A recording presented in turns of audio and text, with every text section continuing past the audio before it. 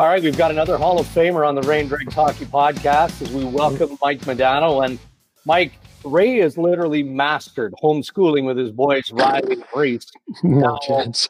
You and your wife have 4 children, 6 and under. So describe how that has been going in this time of self-isolation. And you also have to explain the haircut. There's got to be a backstory there. Well, answer number one, I think we were up in Park City, Utah for a while there in the winter, and kids were going to school, and we just figured we'd go back to Scottsdale around January 18th, just for a few weeks, maybe a month, just kind of thaw out for a while before we went back to finish school in Park City. But then all of a sudden, the COVID started and this virus spread, and then we're like, I think we're pretty lucky that we ended up down here in Scottsdale just for the fact of the weather. The kids can go outside and play. We can swim a little bit and break up the day. But yeah, I mean, keeping 4 set of twins that are 6, 4 and 2-year-old busy, boy, it's a workout. I mean, we're certainly burning some calories and staying in shape doing that. But then as far as the haircut, I think it was just we were bored. All the boys and I cut our own hair, and that was that. I figured we wouldn't see anybody in public for a couple months and be back to normal. Isn't it amazing the chaos when nobody's got anywhere to go at home? Like, can you believe it? I can't. I mean, I now understand why, teachers should probably be one of the highest paid jobs in the world, if not right up there. What they got to go through, not physically, I think it's more mental than anything with kids, and just trying to keep them occupied, finding things to do, arts and crafts, keeping them off the TV. They want their iPads, they want to watch videos, and so it's an all-day job, and I don't know how those teachers do it, but we try to maintain some structure. But it's once I get up early, I get the kids going, and then Allison does her little workout. She comes out at about 10 after she's done, and it's just all hell's broken loose. So it's a free-for-all when she walks out, and then she can take over. Well, I got to tell you this. You are lucky because our oldest guy's in grade 7. We were just doing like radius of a circle. I got the 3 first questions wrong. I'm like, I'm an idiot. I can't even remember this stuff anymore. At least you should be able to do the addition stuff, I got the addition right. That's thankfully my wife got through college. So I'm like, that Prince Albert Comprehensive High School serves me okay. I got through just by a thin of my hair, but it's putting these additions, fractions, subtractions. I got that part. The next level, I might have to check out on that one.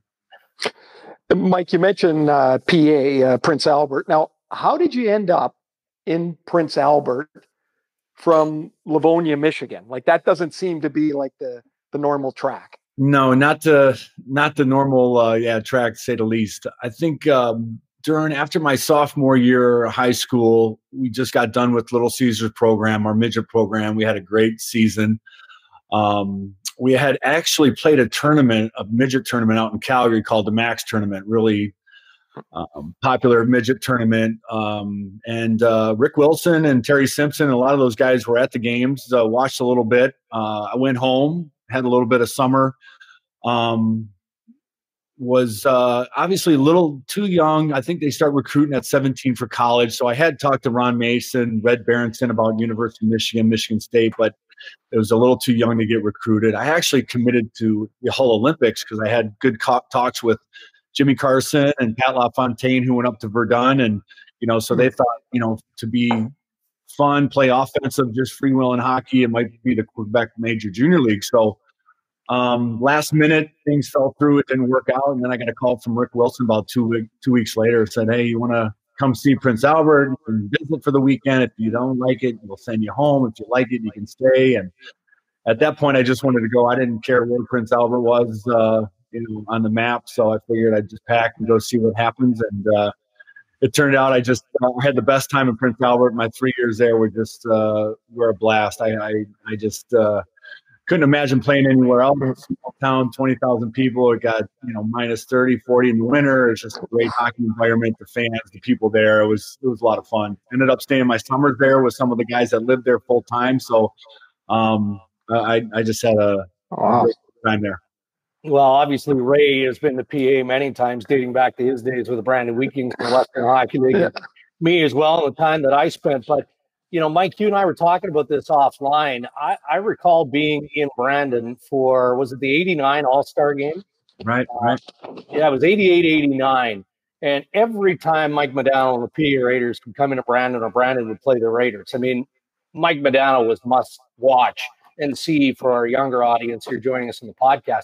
But in that particular WHL All-Star game, see if you can remember, because I can't. You got sandwiched as you were coming through the middle of the ice, right? Right. And you got hit by two dudes, which never happens, at least in today's NHL All-Star festivities. But you ended up with a broken wrist, which took you out of play for a considerable amount of time. Do you remember that play? I do. I think it was just a play up the side of the boards, and I wanted to cut to the middle to the blue line. It's a little bit of my fault too. I kind of went towards St. Jacques. Actually, it was the defenseman. He was just kind of holding the blue line, and someone was off to my left, and I just kind of got squeezed off. It was really nothing too major of a hit or anything. I just kind of ran into St. Jacques.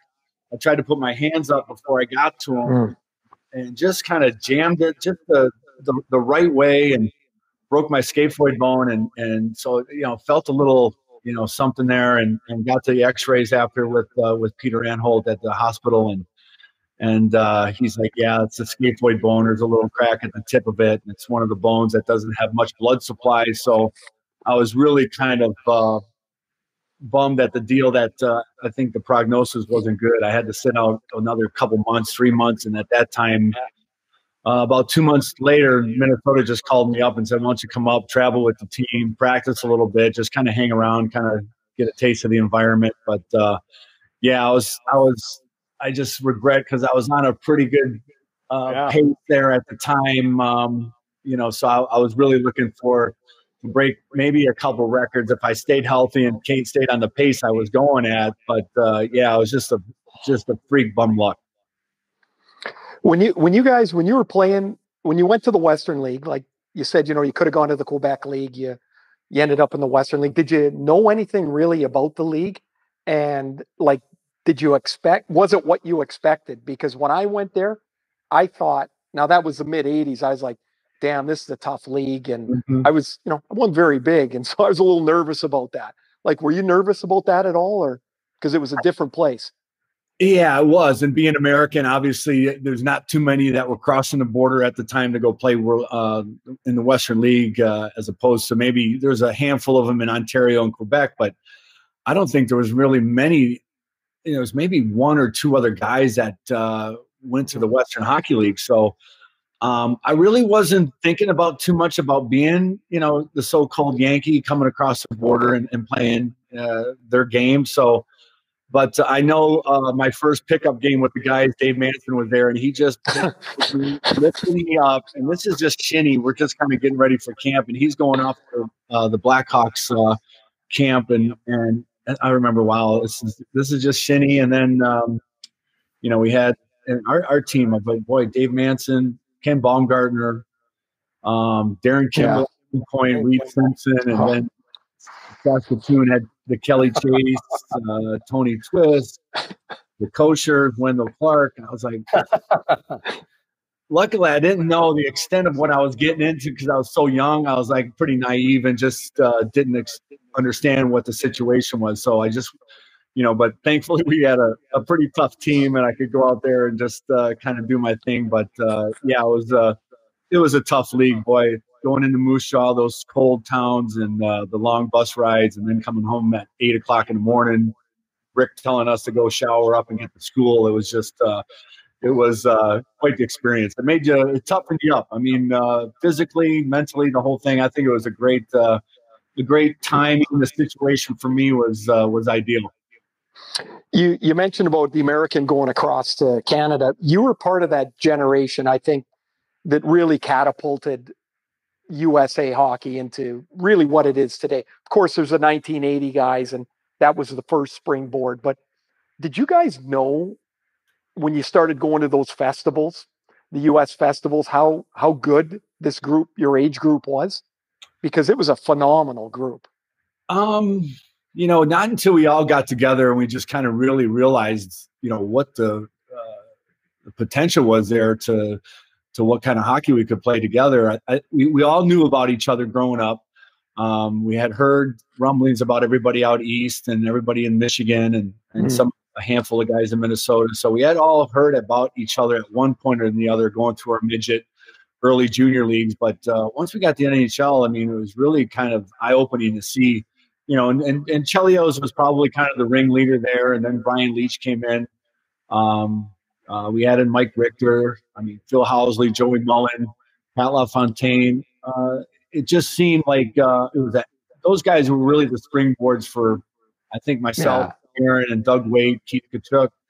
But then when we had gotten all together at the World Cup in '96, we're like, wow, we're in Providence practicing. And I mean, the practices were just going a couple 100 miles an hour. Everybody was just up and down like a drag race. It was quite fun to play. And then some of that hockey that summer, I think we still can say to this day to each other that was some of the best, funnest hockey we played in. Now, you say about the drag racing. So you always had your jersey like flying behind you. And so I'd try and shorten my jersey to make it fly, but it just wouldn't fly anywhere. So Brett Hull tells this story about you guys are playing in Dallas and Hitch was always on you to get skating. And Hully would say he'd be on the bench and go, "Where's he going to skate, Hitch? He's going 100 miles an hour." I assume you could always skate, eh? It was I was a bit of a late bloomer on the skating. Oh, come on. To say the least. I think it was until I got actually Rick Wilson's wife, Carol, was a figure skater. She kind of helped me out with my stride in Prince Albert a little bit, trying to get a little bit of a longer stride. And then we had the Canada Cup '91, and we had a little bit of practice in Pittsburgh for about a week. So Badger Bob was there.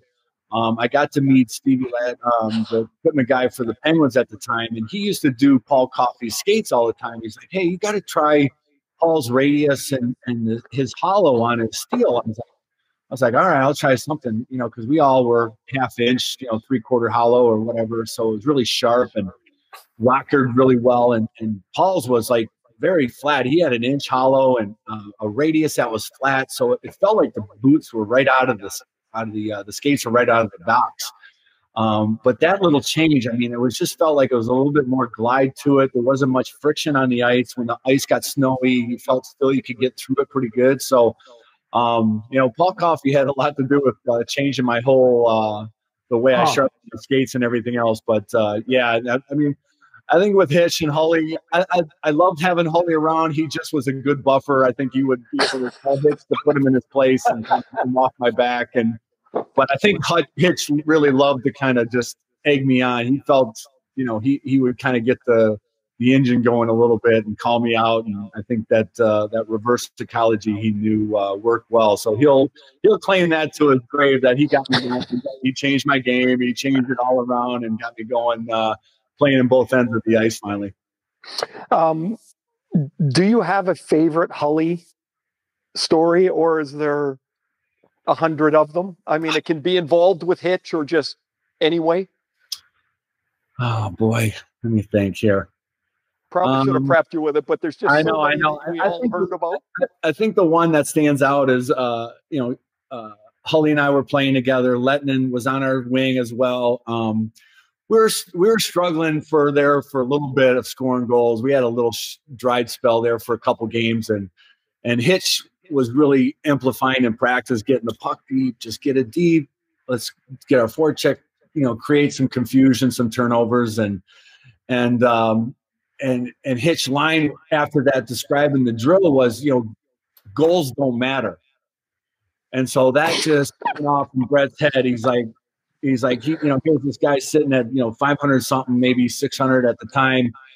And so we did this simple 3-on-1 drill, get to the red line. And he would just dump it in. And Hitch really wanted a little bit more carry to the puck, get in the zone, make a, you know, do this, kind of create. And he kept dumping it in. And so he calls us in, blows the whistle, and pulls us together and asking Brett what he's doing. He's like, well, you know, you're saying goals don't matter, Hitch. So he kicks our whole line off the ice. And here's Yuri Lettinen. He is about as vanilla as they come. He couldn't believe what was happening. So he's like, yeah, Yuri, you go with them too. So I'm dressed real quick. It's about 75 and sunny in Dallas. We grab our clubs, we go golfing, and Yuri was in the gym still. Everybody came off the ice wondering where Brett and were. They were thinking, God, we might be upset they got kicked off or whatever. So, Mike Keene calls us on her phone and asking us if we're okay. Where are you? And we told him we're golfing. And so, it's just that. So Hitch was something else. I mean, I love him. We still talk to this day, but boy, he would get worked up and he would just, he had the pedal to the metal 24/7, boy. Now, Hall of Fame career, which we've established, and it ends in regular season games 1,499. Now, this is probably a question that if we can get to Mike Babcock, and I'm sure he's been asked this 100 different ways and 100 different times. How did you end up one game shy of 1,500, which obviously is a remarkable milestone? Well, I got that call to go to Detroit. I was just ready to head over to Scotland, have a little golf trip with Brad Richards and Martin St. Louis and some guys. And Kenny calls me and he's like, hey, really thinking about, love to have you in, think about it, come back to town once you come to Detroit, meet with Babs and I, and we'll go to lunch and talk about it. So I was like, going back to Detroit, I was like, I got to do the Red Wings thing for 1 year and just see how it goes. So initially, it really got off to a great start. I really liked Mike's approach to the game, his preparation. I got hurt about 4 days before Thanksgiving. I got hooked up with Umberger. A skate got in my glove, and when he kicked out, he got some tendons in my hand, and so I got surgery. So I was doing rehab all winter long in Detroit, which was miserable. And so it got to the point where the doctors kind of gave me the green light to go play again, practice, get ready for games. So I'm kind of circling the date and I'm thinking, okay, let me do the math here. I'm like, okay, if I start here, I'm at 70 something. If I play the rest out, I knock 1,500 out right on the nose.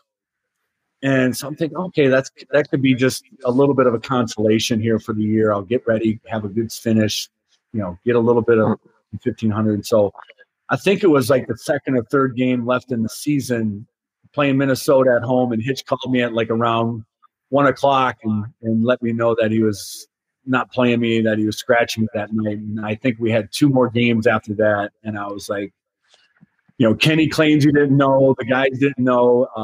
McCrimmon at the time and Muffler, the assistant coach, didn't say much. I mean, I don't think anybody really said much to Babs when he made decisions. So I'm like, okay, I'm going to play one of the last 2, finish in Chicago at 1,499. I was like, I was like, but then I go back to a couple lockouts, a couple, strikes. I mean, that's, another 140 games there we missed. So I was like, but nonetheless, I mean, it just still puts a crow on me.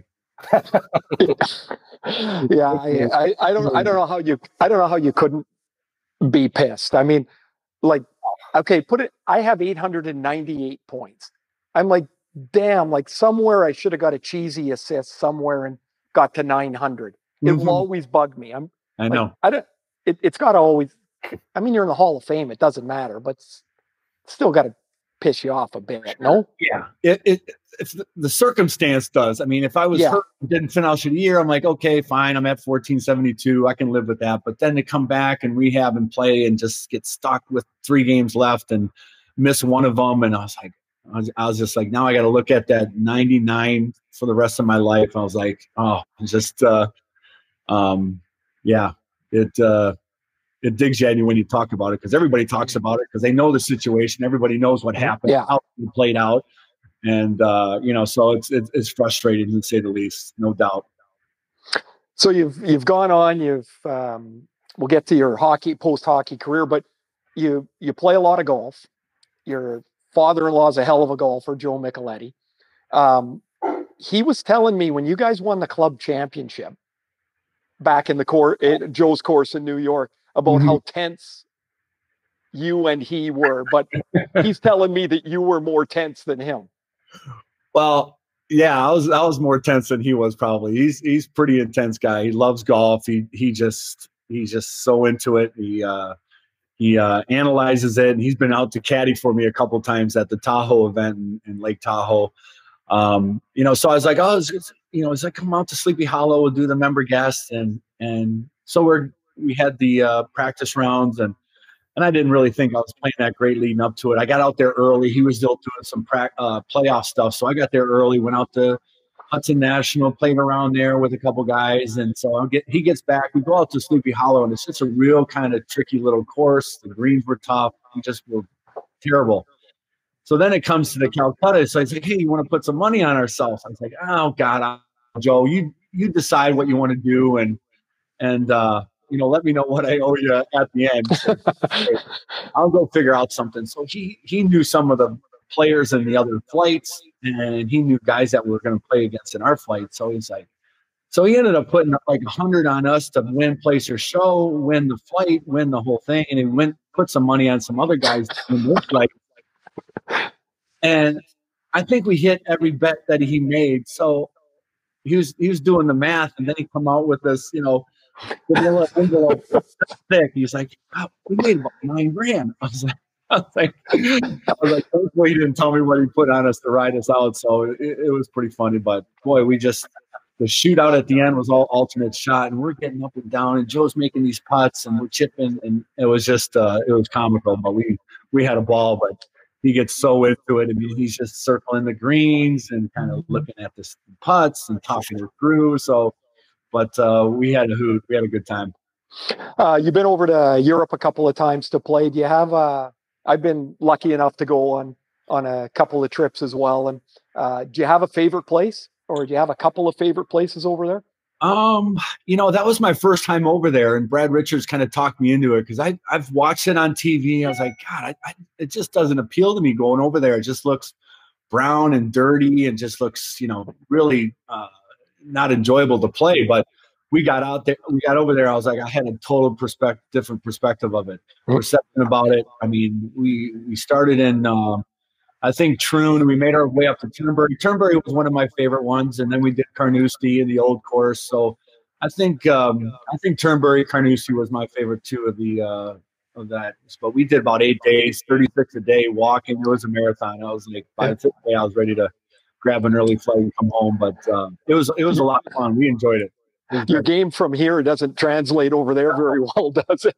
No, and Murray St. Louis, he's not one to play well in bent grass. So he's a bumping runner. So he's putting from like maybe 50, 60 yards off the green, but he had good touch, but he'd run it up there for yards. I was like, because he hit the wedge out, it was like a whole different game with him and the wedge. But he loved it playing over there. He could putt from everywhere.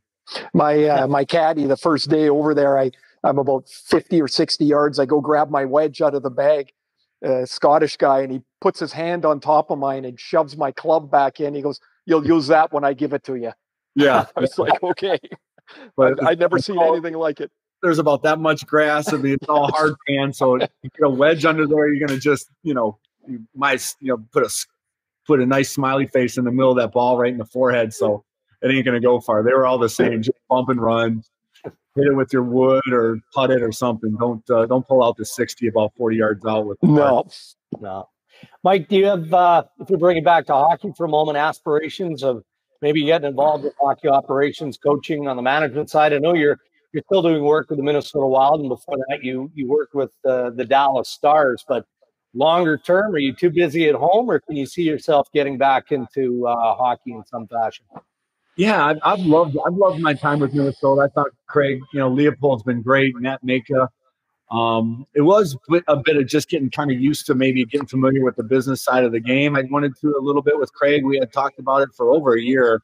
And then everything kind of went south with Paul Fenton at the time. He let him go, and then he asked me to kind of help head up interviewing, making some interviews and doing some face-to-face, some of that with some guys that we got listed through the NHL and some guys that were recommended to take some interviews and try to, kind of weed out some guys and try to find him a new GM. So I was never familiar with that, obviously. So I didn't know what to do, but being able to sit with those rooms and go through the questionnaires. I did a couple on phone by myself, and so it was a great learning experience. But then getting tossed into that hockey side, it really kind of brought back some excitement for me. So hopefully that leads to being able to kind of dabble on both sides of the departments there with the Wild. I've enjoyed it. Hiring Billy Guerin's been great. We've really kind of had a great relationship prior to this, working together. So we try to chat every few days, try to see what the plan is, how the game plan is going to look coming out of this this delay here that we have. So it's been fun. I've enjoyed it. So hopefully that continues. I just saw something online. You're doing a thing with NHL 20 tonight. Can you play video games? Are you any good? No, I can't. I am awful. I haven't played a home game since probably Atari or ColecoVision back in. You're gonna get smoked, man. I got Space Invaders and Breakout. That's all I got. Other than that, the Fortnite thing and everything that's going on, and the Madden, the sports, I have no idea how to work that control pad. No idea.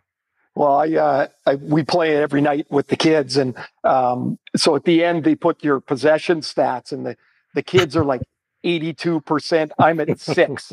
I'm like, I never have the puck. They just knock me over all the time. I don't know what the hell's going on. And I'm the voice for. You think I'd know how to do it? I got no bloody idea what's going on, man. I know there's no chance. Hopefully my kids won't get into it because they'll be glued to that all day long. I was like, oh, good luck. You're in that. There's no way to stop it. They're going to want a big PlayStation or Xbox. I know I'm in trouble. All right. Well, Mike, we'll give you a little bit more time to practice before you kick into video game mode. Look, we really appreciate you doing this. We know that you're trying to do your best. You're busy at home, and hopefully we'll be in touch in the near future again, talking about the game being back on the ice. Hey, anytime that gives me a break with you guys, I'll take it. So I'm free whenever you need me again. All the best, Mo. Thanks for your time, bud. Hey, guys. Good talking to you. Take care. Be well.